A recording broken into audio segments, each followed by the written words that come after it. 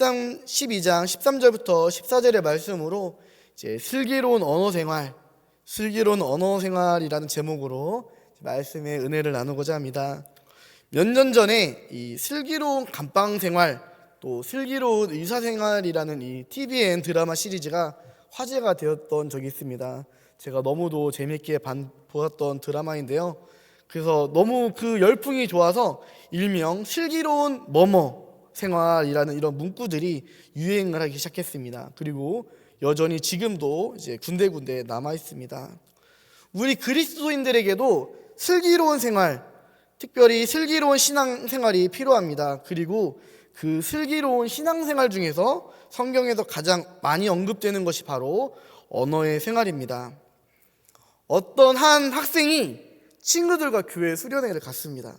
수련회에서 기도도 많이 하고 또 눈물도 흘리며 말씀의 은혜를 받았습니다. 그리고 이제 마지막 저녁 찬양 집회가 시작되자 친구들이 일어서서 손을 들고 찬양하기 시작했습니다. 모두가 은혜를 받아서 찬양의 열기가 뜨거웠습니다. 그런데 찬양을 하다가 한 학생이 뒤에서 앞에 있는 이 찬양하고 있는 친구의 옆구리를 손가락으로 툭 찔렀습니다. 그 순간에 앞에서 뜨겁게 찬양하던 그 친구가 뒤를 확 돌아보더니 이제 자신을 찌른 친구를 향해 찬양 중에 갑자기 욕을 하고 말았습니다. 그 사람이 바로 저입니다. 제가 청소년 때 이제 어렸을 때부터 목회자가 되겠다고 이렇게 막 다짐하고 교회 형들하고 친구들하고 이렇게 얘기했지만 정말 말뿐이라서 막 기도하면서 부르짖는데 형들이 막 계속 옆구리 찌르면 왜 그래 하면서 이제 욕도 하고 이제 그랬었습니다. 이렇듯 우리는 한 입으로 주님을 찬양하지만 그 한순간에도 쉽게 우리들의 입술과 혀를 지키지 못하고 무너지게 됩니다. 이것이 바로 우리들의 모습입니다. 오늘 말씀 13절에 악인은 입술의 허물로 말미암아 그물에 걸려도 의인은 환난에서 벗어나느니라 라고 말씀하셨습니다. 여기에서 입술이라는 뜻을 가진 원어는 히브리어로 사파라는 단어인데 이 사파, 입술이라는 단어 안에는 사람의 모든 행위와 태도를 나타냅니다. 결국 내가 말을 하는 것, 입술을 움직이는 그 순간부터 그것은 단순한 언어로 끝나는 것이 아니라 그 입술을 가진 사람의 모든 행위와 태도, 그 사람의 삶이 된다라는 것입니다. 그래서 이 입술, 말에 허물이 있으면은 그것은 늘 그 사람의 인생을 늘 그물에 걸려 넘어지게 하고, 또 반대로 슬기로운 언어 생활을 하는 의인들은 그 입술의 말로 인해서 환난에서 벗어나게 된다랍니다. 뿐만 아니라 14절에서는 이러한 의로운 사람, 곧 슬기로운 언어 생활을 하는 사람을 향하여 이렇게 말씀합니다. 사람은 입의 열매로 말미암아 복록에 족하며 그 손이 행하는 대로 자기가 받느니라 라고 이렇게 말씀합니다. 여기서의 복록은 원어로 이제 선하다, 아름답다라는 뜻을 가진 토부입니다. 즉 하나님께서는 슬기로운 언어 생활하는 그 사람들에게 하나님께서 보시기에 선하고 아름다운 것들, 곧 하나님의 은혜로 주어주시는 이 땅에서의 부귀와 행복들을 선물로 주시겠다라고 약속을 하고 있는 것입니다. 앞절 13절에 언급했던 악인이 그 입술의 허물로 인해서 늘 인생에서 그물에 넘어지고 환난을 받게 된다는 것과 대조적인 이런 약속의 표현입니다. 잠언에서는 악인을 지혜자의 반대, 곧 어리석고 미련한 자, 지혜가 없는 자다라고 이렇게 말을 하는데요. 슬기롭지 못한 언어 생활을 하는 곧 악인들의 입술에 나오는 이 입술의 허물, 입술의 범죄는 사람으로 인하여서 늘 넘어지게 만들고 환난을 당하게 하고 결국 그 자신까지도 파멸에 이르게 하는 것입니다. 그러나 슬기로운 언어 생활을 하는 사람들, 의인의 입에서부터 나오는 입의 열매는 그 의인으로 하여금 하나님의 크신 사랑을 얻게 하고요, 은혜의 복을 누리게 한다라는 말씀입니다. 그러나 이 입술과 혀를 길들일 수가 없어서 때로는 우리가 한 입으로는 하나님을 찬송하고 또 한 입으로는 하나님의 형상대로 지음받은 그런 형제들을 향하여 때로는 저주도 하고 무시하기도 하고 멸시를 하고 맙니다. 그래서 한 입에서 찬송과 저주가 나오는 삶이 바로 우리들의 연약한 인생입니다. 성경은 이것이 마땅하지 않다라고 야고보서에서 말씀하십니다. 야고보서 3장 8절부터 10절의 말씀을 제가 읽도록 하겠습니다.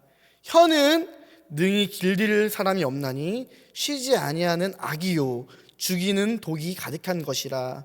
이것으로 우리가 주 아버지를 찬송하고 또 이것으로 하나님의 형상대로 지음을 받은 사람을 저주하나니 한 입에서 찬송과 저주가 나오는도다. 내 형제들아, 이것이 마땅하지 아니하니라. 아멘. 하나님께서는 말씀으로 모든 것을 창조하셨으며 그 말씀에는 능력과 권세가 있으십니다. 그런데 하나님의 형상을 따라 지음받은 우리 역시 그 입술에 나오는 말에 능력이 있다라는 것입니다. 그런데 이러한 능력을 선하지 못한 일에 쓰는 것이 오늘날 많은 인생들의 모습입니다. 그래서 오늘날 많은 청년들을 실족하게 하는, 그래서 그들을 사망으로 이르게 하는 가장 큰 원인이 바로 이 청년들 또 청소년들을 향한 언어라고 합니다. 사람의 인격과 영혼을 파괴하는 어떠한 비교, 또 무시, 욕설, 부정적인 언어들. 그래서 오죽하면은 명절에서 서로에게 하지 말아야 될 그런 말들의 리스트들이 인터넷상에서 이렇게 떠돌 정도입니다. 혹시 우리 지난 명절 가운데서 우리가 누군가를 비교하는 말로 우리 가족들에게 이제 말을 하지 않았는지, 그래서 그게 나는 그냥 쉽게 말한 것이지만 그것이 누군가에게 상처가 되진 않았는지라고 우리가 돌아보면서 만약 내 생각에 그런 것 같은 성령의 감동이 오면은 어서 빨리 전화를 해서 미안하다 이렇게 사과할 수 있는 그런 진실의 용기와 믿음이 또한 우리들 가운데 있기를 간절히 소망합니다. 반대로 사람의 말 한마디, 격려와 칭찬의 말, 그 사람을 인정해주고 높여주는 그 한마디가 한 사람의 인생을 역전시키는 플러스의 효과를 내기도 하는 것입니다. 우리는 생명의 창조주 하나님의 형상대로 지음을 받은 존재입니다. 그러므로 우리들이 해야 될 슬기로운 언어 생활은 바로 생명을 살리는 언어가 되어야 될 줄을 믿습니다. 하나님께서 이처럼 우리들의 입술 가운데에 생명의 능력을 허락해 주신 줄을 믿으시기를 바랍니다. 혀는 능히 길들일 수 없습니다. 그래서 우리는 늘 실수하며 죄악 가운데 입술로 범죄합니다. 그러나 내가 하려고 하면 안 되지만 하나님께서 하시면 우리는 변화될 수 있음을 믿으시기를 바랍니다. 하나님께서 이사야를 부르실 때에 그렇기 때문에 제일 먼저 하셨던 것이 천사를 통하여서 그 입술에 제단에서 집은 숯불을 대셨던 일입니다. 이사야서 6장 7절의 말씀에 보라, 이것이 내 입에 닿았으니 내 악이 제하여졌고 내 죄가 사하여졌느니라 라고 말씀하셨습니다. 또한 예레미야를 부르셨을 때에도 하나님께서 그의 입술에 하나님의 거룩한 손을 대시며 이렇게 말씀하셨습니다. 예레미야 1장 9절의 말씀입니다. 여호와께서 그의 손을 내밀어 내 입에 대시며 여호와께서 내게 이르시되 보라, 내가 내 말을 내 입에 두었노라. 아멘. 마찬가지로 하나님께서는 에스겔을 부르셨을 때에도 먼저 그 입술에 하나님의 거룩하심으로 역사를 하셨습니다. 에스겔 2장 8절과 3장 2절의 말씀입니다.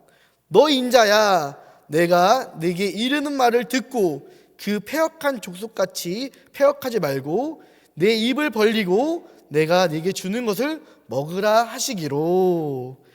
또 3장 2절의 말씀, 내가 입을 벌리니 그가 그 두루마리를 내게 먹이시며 라고 이렇게 말씀하셨습니다.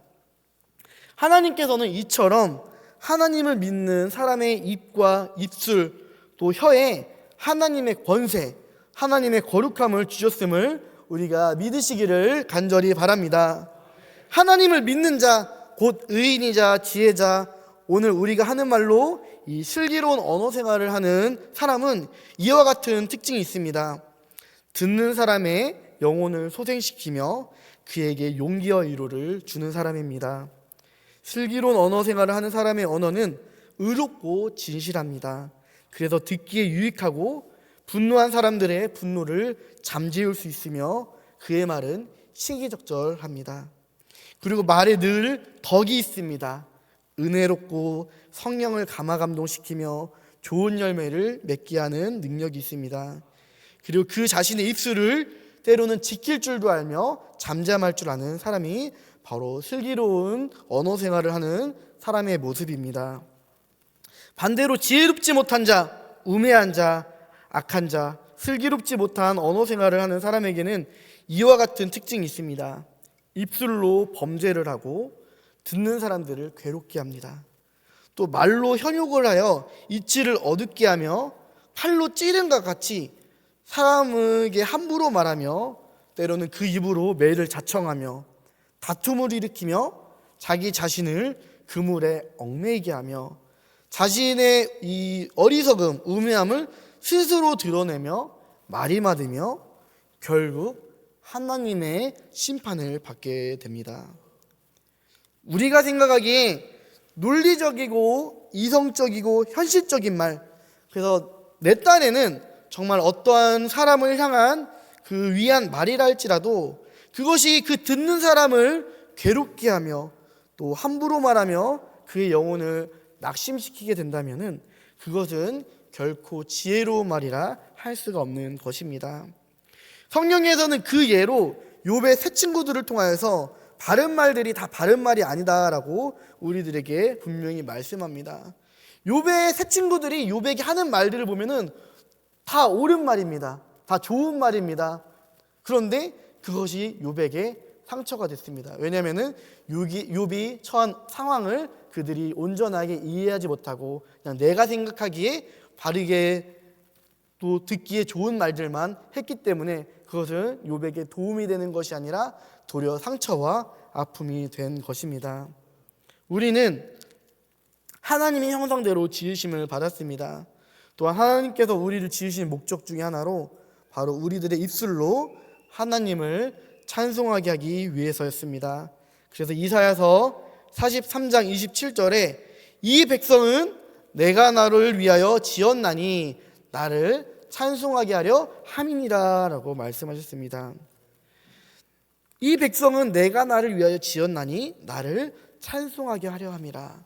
이 말을 다르게 돌려서 해석하면은 이 백성은 하나님께 나를 위하여 지었는데 나에게 영광이 되기 위해서 지었다라고 말씀하시는 것입니다. 하나님께 영광이 되는 것, 다른 사람들에게 덕을 세우는 것, 위로가 되며 살리는 언어들, 이것이 바로 하나님께서 우리들을 창조하신 목적인 줄을 믿으시기를 바랍니다.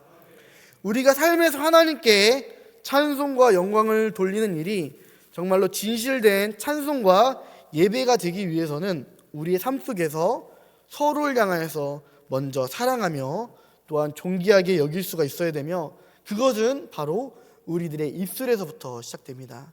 나의 입술로부터 상대방을 존중하지 않고 상대방을 사랑하지 않으면은 아무것도 할 수가 없는 것입니다. 앞에서 말씀하셨듯이 이 입술, 히브리어로 사파라는 이 단어의 뜻에는 단순히 입술과 말을 넘어서 그 사람의 모든 행위와 태도, 그 사람의 삶을 포함하는 단어라고 말을 했습니다. 하나님께서는 하나님을 향한 사랑의 근거를 이웃사랑에서 찾으신다고 성경에서 말씀하십니다.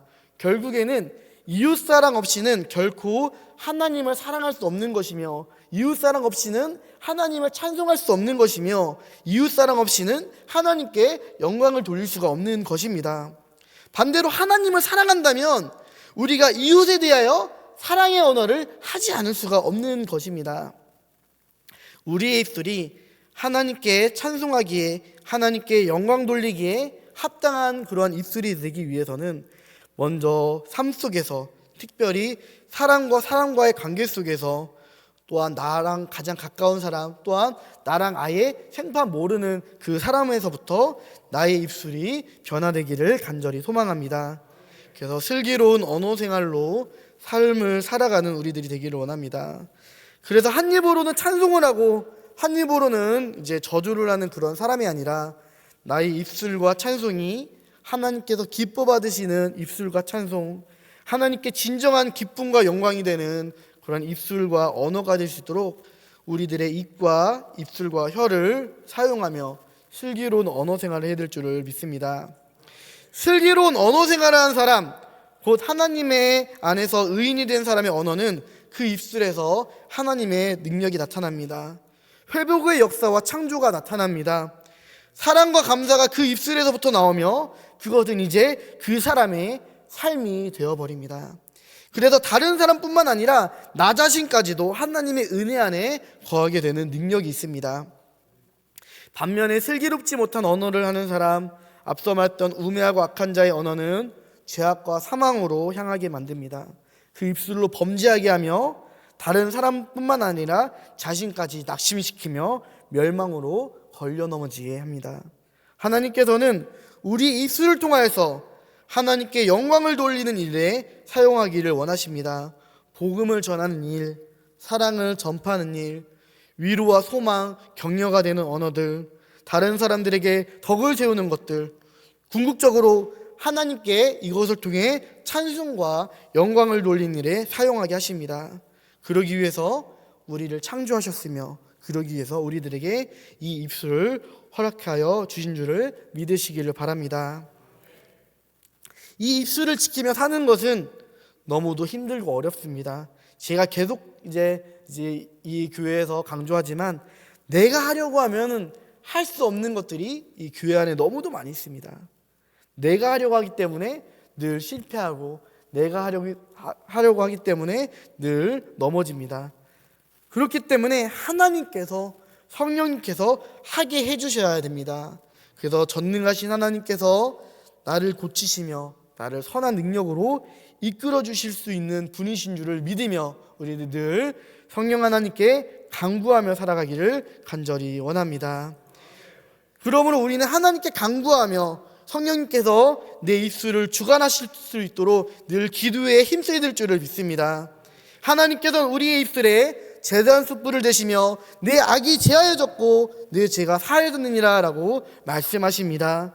하나님께서는 그 거룩한 손을 우리의 입술에 대시며 보라 내 말을 내 입에 두었노라 라고 말씀하십니다.